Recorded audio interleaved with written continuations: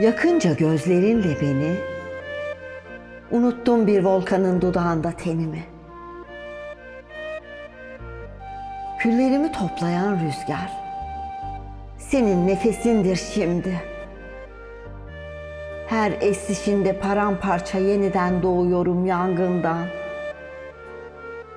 Yeniden doğuyorum. Kafesinde çırpınan kalbimin zamanı, senin kalp atışına ayarlı. Her vuruşu bir öpüş, yakıyor damarlarımı içten içe. Yakıyor damarlarımı.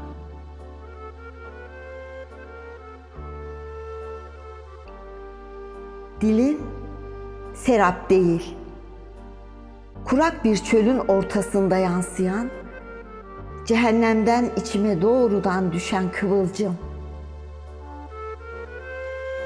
Yürürken sen, ardından yıldızlar boğuluyor.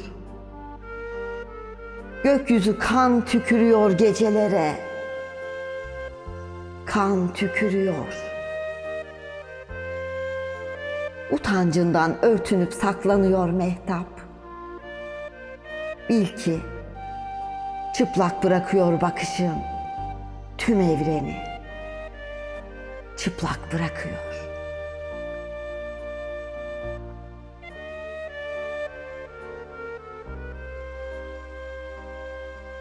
Sarılmak sana bir kaktüsün kalbine dokunmak gibi.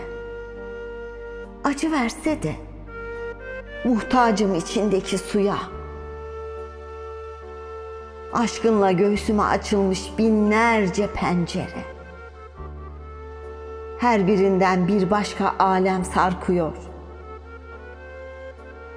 Bir başka alem.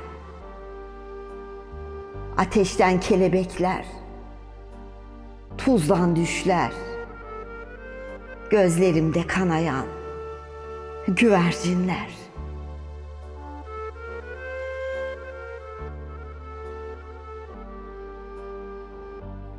Şimdi artık ne insanım ne kül. Senin dokunuşunda yarı Tanrı. Bir yanım gökte buğulanırken, bir yanım avuçlarında yanıyor.